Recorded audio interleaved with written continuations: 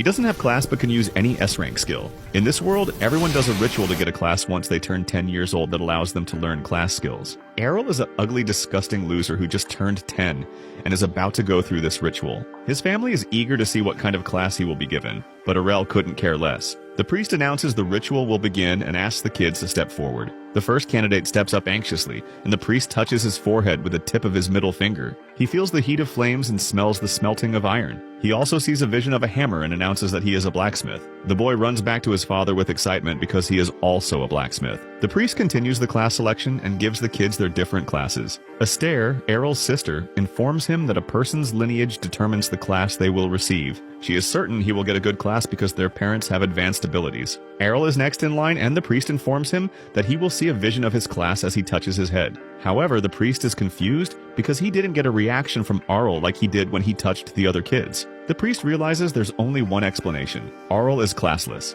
Arl returns home with his family and buries himself in sword practice so he can get stronger. His parents console him and promise to work as adventurers till the last day they breathe, so he doesn't have to work menial jobs. Ariel waves off their condolences because his classlessness doesn't bother him. He reminds them that he has been practicing his swordsmanship since he was old enough to wield a sword. He admits it would have been easier for him to get stronger if he had been blessed with the swordsman skill, but he won't let that discourage him. He is grateful he knows how to wield a sword properly, and he plans to work hard to become a hero. Arel's parents are impressed with his dedication and insight at such a young age. They are certain he will make a good name for himself when he gets older. Arl leaves them and heads to the practice fields to continue his training. When he gets there, he finds two boys sword fighting. One of the boys recognizes him as the classless loser and wonders what he came to do on the practice fields because it is only used by swordsmen. Arel reveals that he came to train just like everyone else, but the boy reveals that swordsmen don't need to train. They only come to the practice fields to show off their skills. He decides to give Errol a demonstration of their skills, and the boys continue their sword fighting.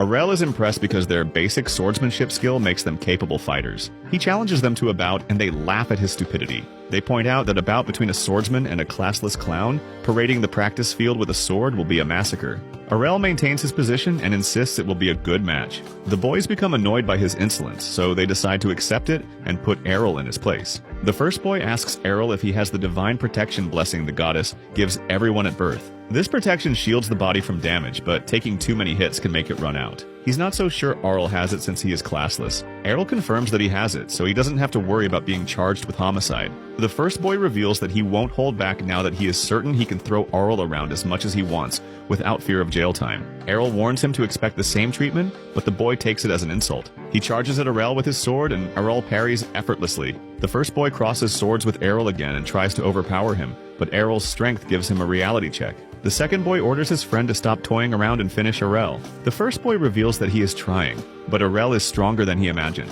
He invites his friend to join the bout so they can overwhelm Arl with their numbers. The second boy attacks from behind Arl, but he gets out of the way before he lands his hit. Their team-up doesn't faze Arel because he is eager to get more practice out of people closer to his skill level. Arel figures out that tactics isn't one of the skill sets of the swordsman class, so he decides to use it to his advantage. He charges at the boys and they prepare themselves for his attack, but he suddenly disappears. He knocks the second boy down with an attack from his blind spot. The first boy tries to avenge his friend, but he trips, and Errol knocks him down with the flat side of his sword. Errol declares his victory, but the boys refuse to admit they lost. They claim that Errol cheated because he only attacked when they dropped their guard. Arel doesn't mind going another round to prove that his victory wasn't a fluke.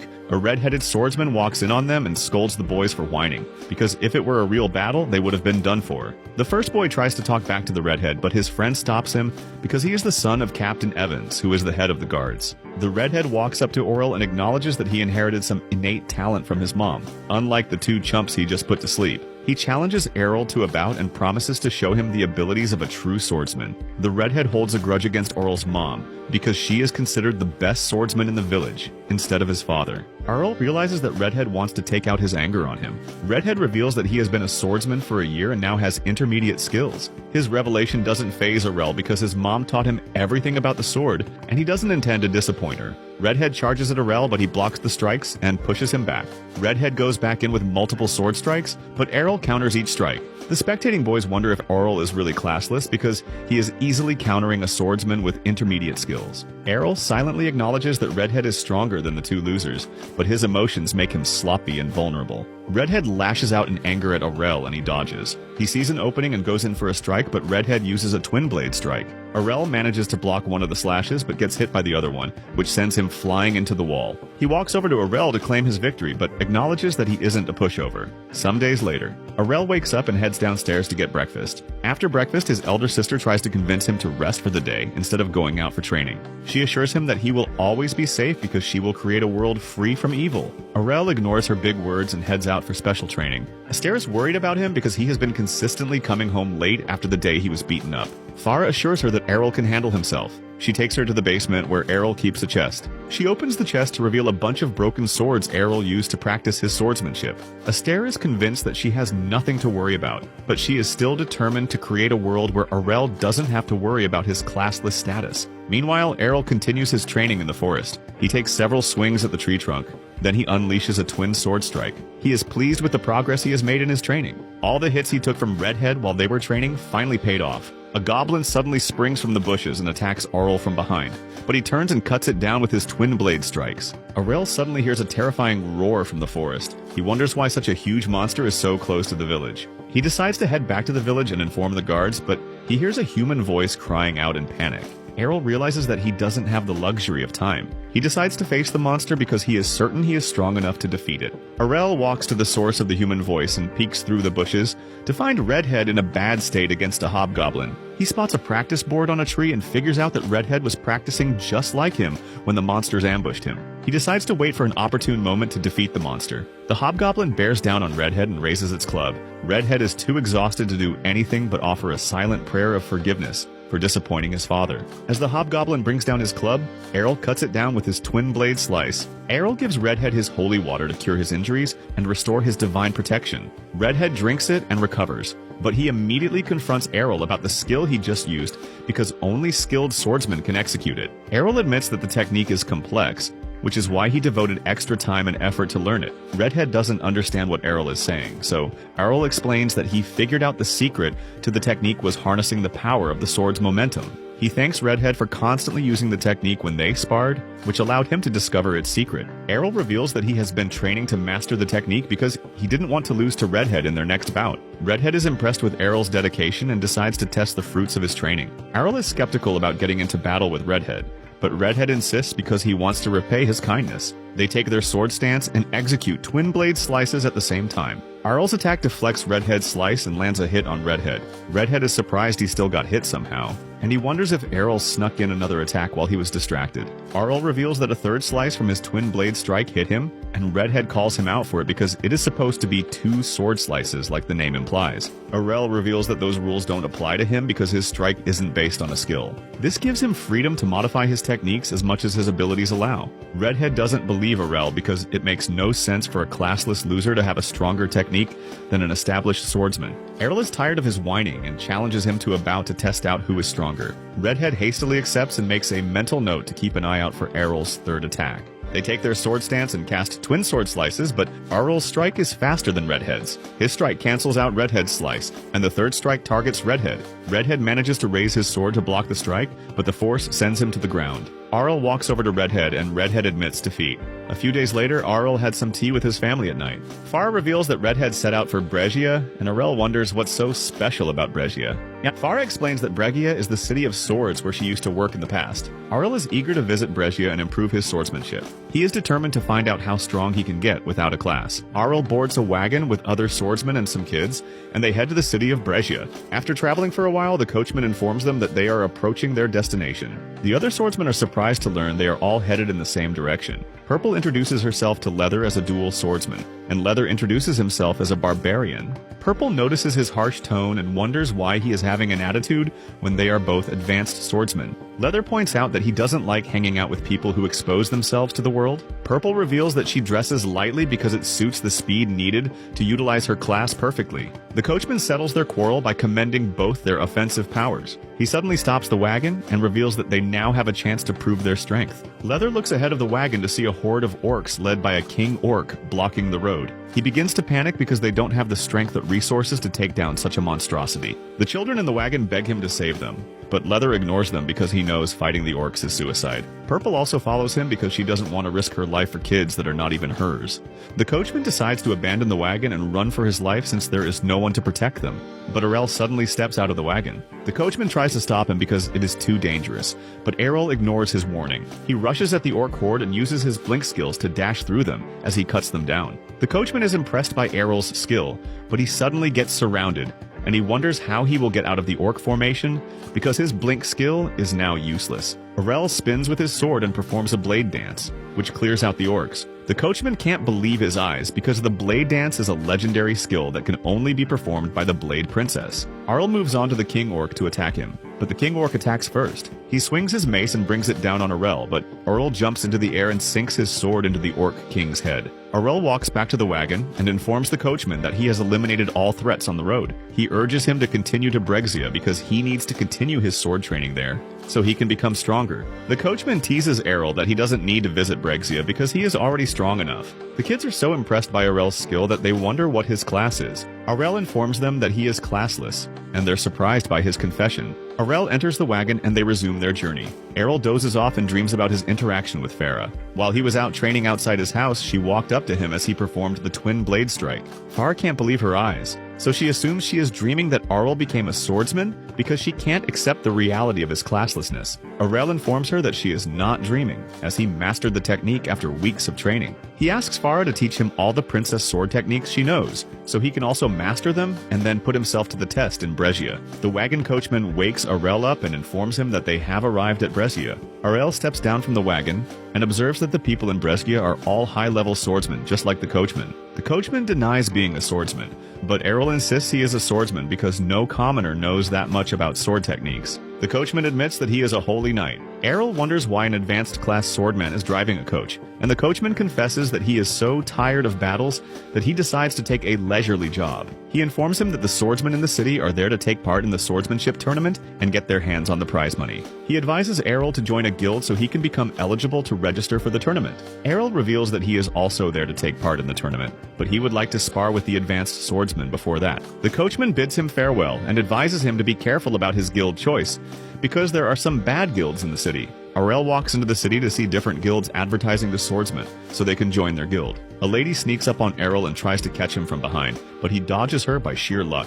Errol hears her trip and fall and he turns back to check out what is going on. Lilia gets back to her feet and looks Errol over. She notes that she has never seen him in the city before, so she assumes he is a new swordman looking for a guild to join. Errol confirms that he is looking for a guild. Lilia is happy because she is coincidentally looking for members to join her guild. She presents Arl with a guild contract, but Arl declines her offer and walks away. Lilia chases him and demands an explanation for his rejection without reading the terms of the contract. Errol reveals that he already figured out that she is the head of a weak guild, which is why she is desperate to recruit new members. Lilia tries to put on a show and lie that her guild is quite powerful, but Errol sees through her act. Lilia finally drops the act and decides to sweeten the deal for Errol. She offers to go on a date with him for a day if he accepts her offer, but Errol immediately declines because her chest can be mistaken for a chopping board. He asks her about the biggest guild in the city. Lilia is annoyed that he still dares to ask her for information, but she answers anyway. She informs him that the strongest guild is the Black Bear with 8 A-rank swordsmen and gives him their location. Errol heads over to their residence and informs the guard at the gate that he wants to sign up. The guard directs him to the reception and informs him that he has to take a test before he can be accepted into Black Bear. Errol joins the queue and waits for his turn. When he reaches the receptionist's desk, the receptionist asks him for his class because only advanced swordsmen are accepted into the guild. Errol informs him that he is classless, and the receptionist immediately asks him to leave because taking the test will be a complete waste of time. Errol insists that he is confident he can pass if he is allowed to take the test, but the receptionist refuses to bend the rules for him. Errol decides to apply for another guild, but the next guild also rejects him. Errol tries all the other guilds in the city, but he gets rejected every time. Errol sits on the city steps, disappointed that he couldn't even pass the document processing stage of the application. He suddenly remembers that Fair gave him a letter of recommendation to apply to her former guild. Errol realizes that his mother already figured out that he would have a hard time finding a guild, so she made plans to ease the process. He He decides to find the location of her guild, but Lilia confronts him again and tries to convince him to apply to her guild, as no one else is accepting him. Arel ignores her and walks away, but Lilia follows him and keeps pestering him to join them because they are critically short of members. Arel refuses, and Lilia resorts to desperately begging him on the street to join them. Arel still refuses, and Lilia wonders if he is a heartless devil. She offers to do anything he wants to make him accept her offer, but when she looks up, Arel is gone. However, Lilia is determined to continue disturbing him until he joins her. Meanwhile, Arel is off looking for his mother's old guild. He arrives at the approximate address, but he still can't find it. Lilia comes out of nowhere and asks him to check out her guild since it is close by. She points out her guild, and Arel notes that the guild is large, but wonders why such an established guild is lacking members. Lilia admits that the squad has lost its glory, but she plans to restore its fame and re-establish it as a notable squad. She promises that the name of the Dragon Fang Guild will strike fear in the hearts of their foes, and the Dual Sword King will reign supreme again. Arel realizes that that's the same guild his mother was in,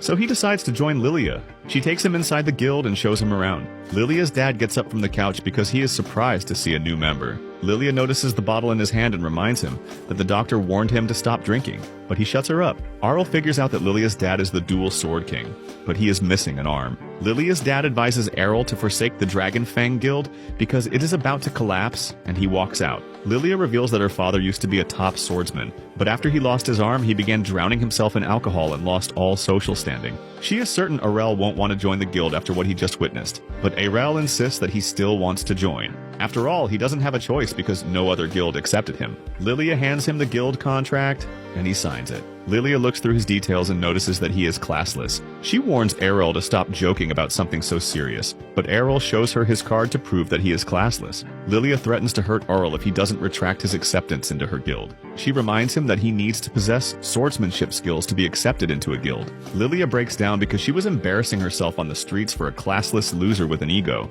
She screams out of frustration because she has no idea what to do to stop their guild from collapsing, since Arel will obviously be of no use. Reiner walks in to check on Lilia because she heard her scream. Lilia reveals that she is frustrated because they got a new member, but he turned out to be a classless clown. The description sounds familiar to Reiner, so she looks at Arel and confirms her suspicions. She reveals that they are from the same town, but Arel doesn't know her. Reiner insists that they sparred 5 years ago in their home, but Arel denies knowing a beauty like Reiner because he would have remembered it for life. However, he admits sparring with Redhead, who was Evan's son. Reiner reveals that Evan only had one daughter, and that was her. Lilia is curious if Arel is the classless swordsman that Reiner lost to. Reiner admits that he is the one, but she declares that she won't lose to him again like she did 5 years ago. She invites him to the training room downstairs to have their long overdue rematch. Arel follows her without question, and Lilia gives the signal to begin the match. Reiner attacks with her twin blade strike, and Arel wonders why, especially since she knows he can nullify it. He counters with his own twin blade strike, but Reiner's attack dispels his slashes and hits him.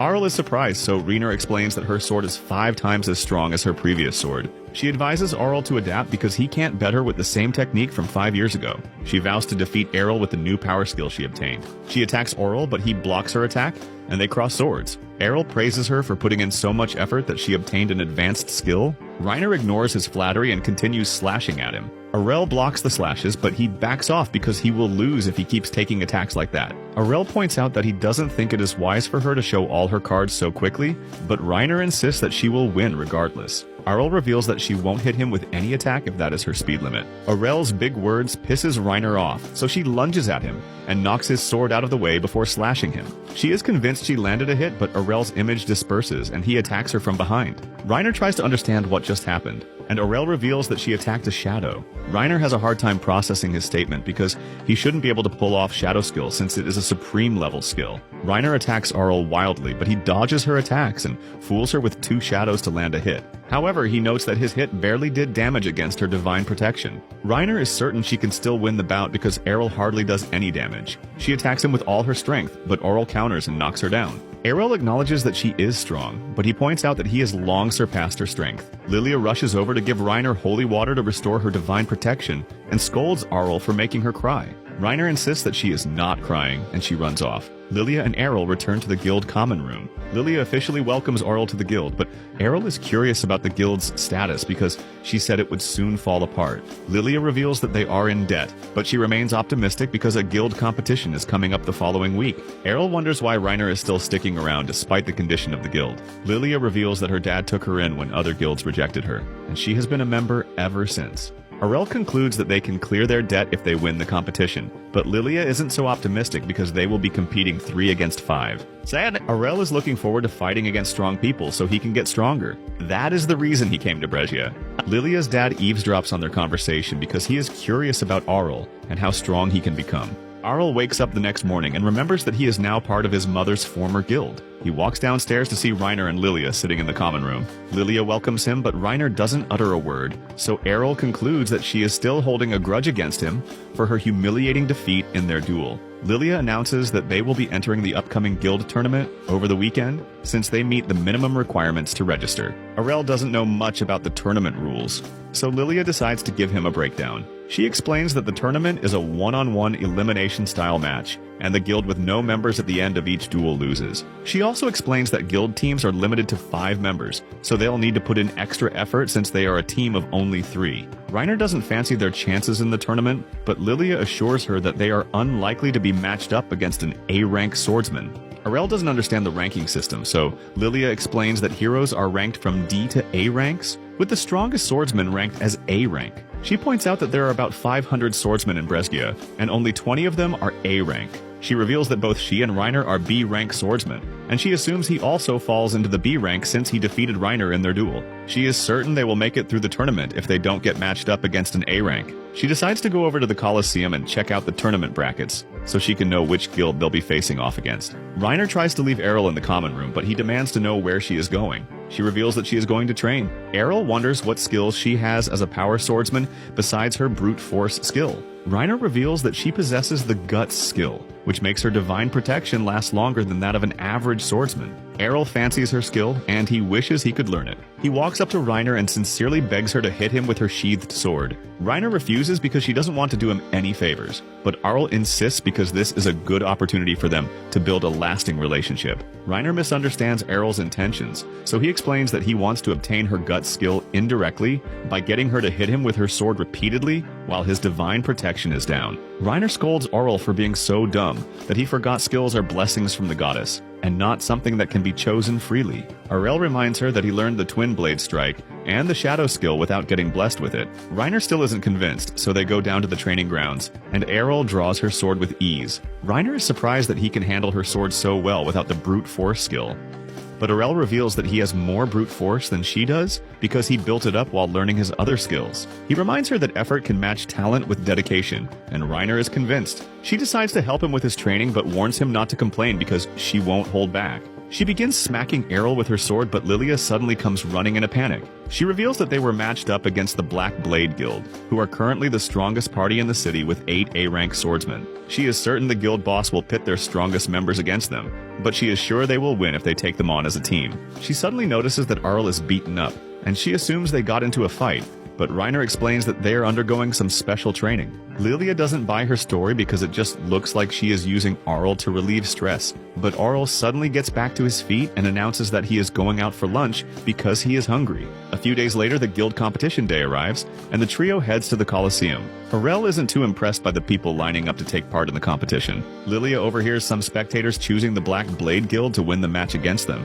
and she gets pissed. She starts to approach them so she can give them a piece of her mind, but Reiner stops her. Errol is surprised to learn that people can bet on their matches. Lilia reveals that the odds of their match are 1 to 20 in favor of the Black Blade, which means that nobody expects them to win.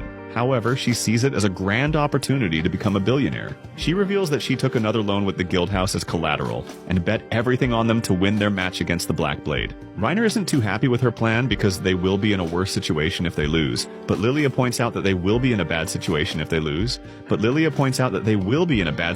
if they lose, so it's better to go out with a blaze of glory. Georg, the boss of Black Blade, suddenly approaches her and mocks her for wasting her time trying to uphold her father's guild.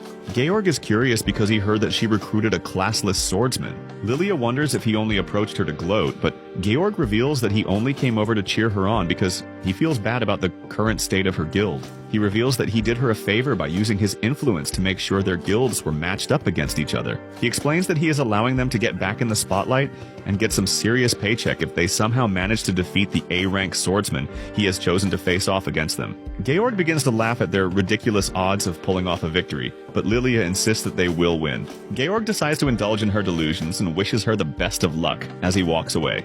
Arl and Reiner see through Georg's fake kindness because it is obvious he is doing everything to eliminate their guild. Everyone enters the Colosseum and takes their seats as the announcer declares the start of the tournament with the match between the Blackblade and Dragonfang. Arel, Reiner, and Lilia stand in the middle of the Colosseum grounds as the Colosseum screen displays the names of the fighters from the Blackblade. Arel notes that Georg isn't on the list, so he concludes that they are holding back against them, but Reiner clarifies that they are using a more aggressive lineup because Georg isn't one of the 5 strongest swordsmen in the guild. Arel is eager to get the battle started because he wants to pick up some new, interesting skills from their opponents. Lilia warns him to take the match seriously because the fate of their guild rests on it, but Arel points out that she is in no position to give him advice because she bet all their money on the match without consulting them first.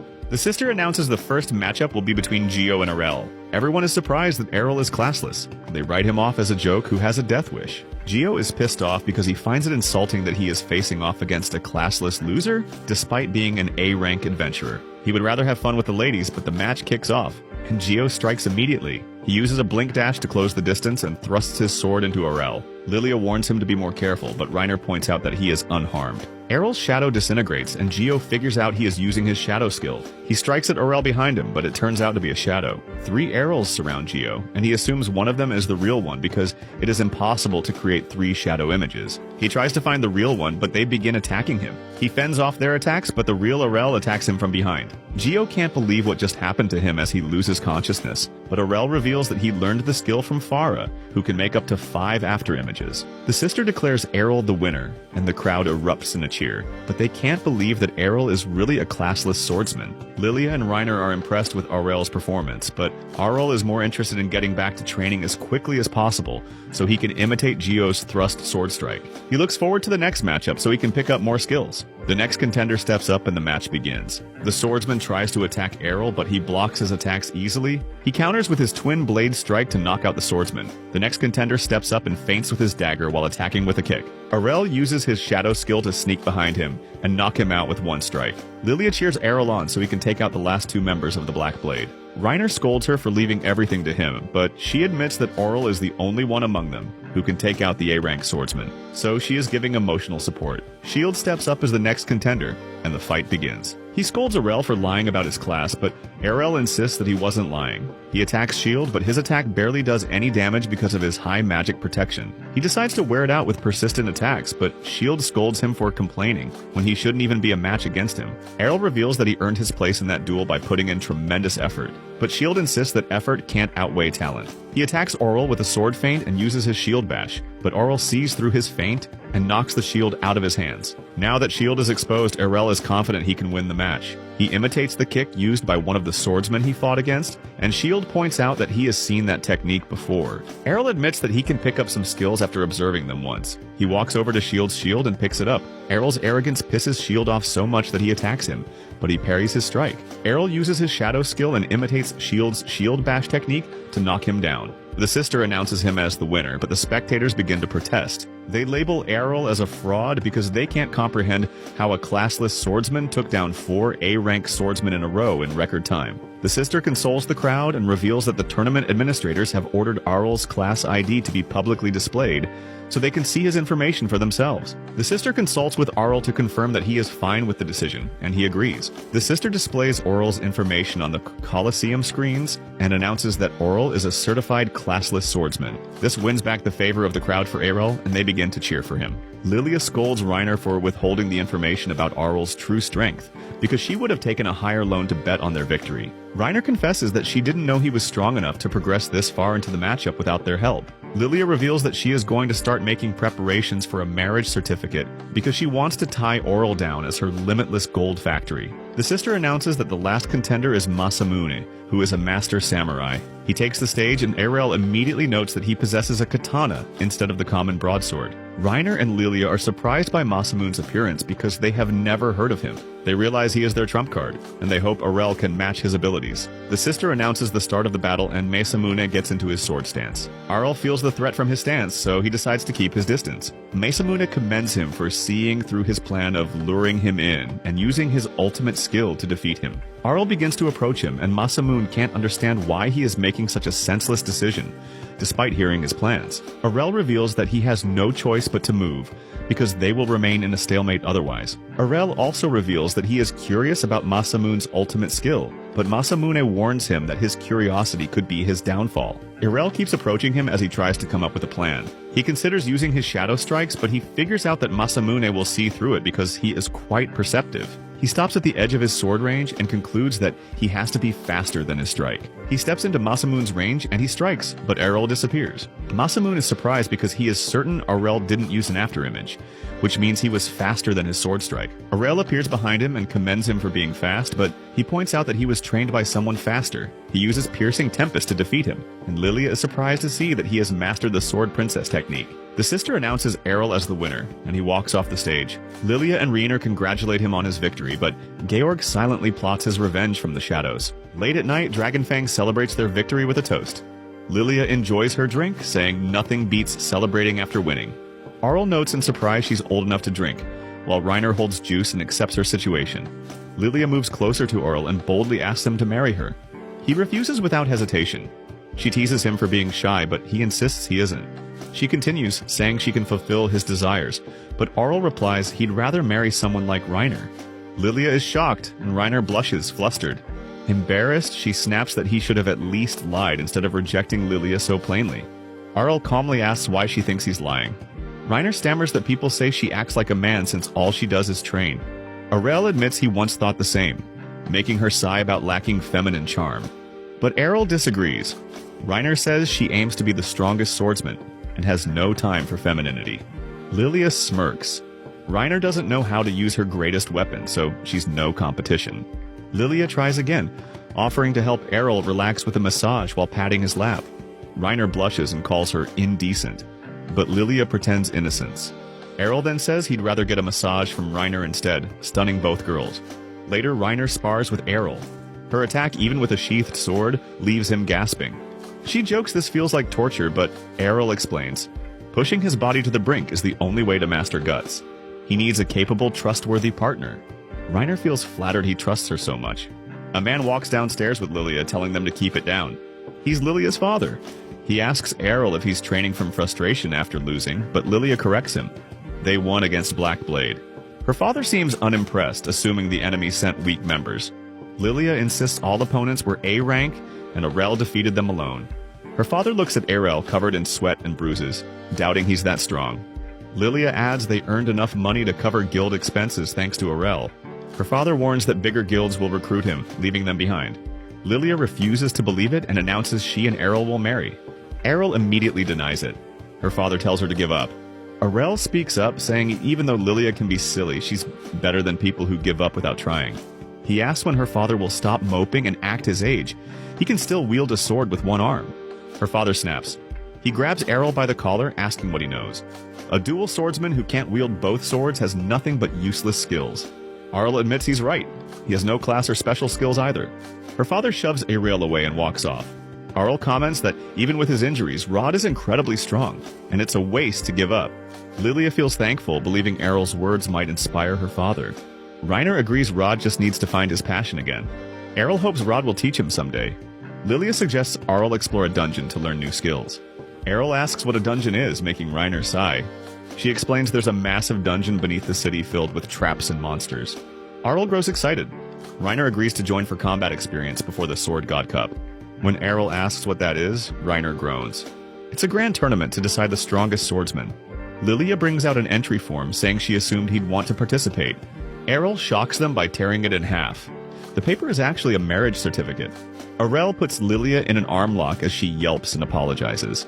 Meanwhile, two mysterious people watch through a magic orb. One asks where they're heading, the other answers the dungeon tomorrow. The first smirks, If an accident happens there, no one will suspect. A sinister laugh echoes. The next morning, Errol sleeps peacefully. Lilia sneaks in, smiling mischievously. She brags that her casual outfit will make him unable to resist. She leans closer for a wake-up kiss. Errol suddenly opens his eyes and asks what she's doing, startling her. Flustered, she tries playing it off, calling him hubby. She leans in again, but Errol pushes her face away. She yelps and accuses him of cruelty. Errol calls her a predator. Annoyed, Lilia argues she's throwing herself at him and calls him a dimwit. Errol ties her hands to the bed frame and leaves. He knocks on Reiner's door and finds her asleep, mumbling about her father and asking for praise. Amused, Errol pats her head, realizing she's a daddy's girl despite her tough exterior. Lilia's voice echoes, yelling to be untied. Rod walks in and sees his daughter tied to Errol's bed frame. Shocked, he starts arguing while Arel listens awkwardly. Errol, Lilia, and Reiner arrive at the underground dungeon. Arel is surprised by how crowded it is. Reiner explains the Sword God Cup is approaching, and many adventurers are training. A long line waits for the teleportation seal. Lilia explains it lets people instantly travel to floors they have already visited. However, it only works for floors reached before. Lilia can go to the 12th floor, while Reiner can reach the 14th. Arel assumes he can follow Reiner, but Lilia corrects him. The magic won't allow it until he physically reaches that floor. Lilia insists on taking Arel herself and tells Reiner to go alone. Before Reiner can argue, Lilia grabs Errol's arm. Arel stops her, saying Reiner should come too, and she gladly agrees. Inside, they encounter 2 living armor monsters. The creatures move on their own, clanking heavily. Errol and Reiner draw swords. One charges at Errol. He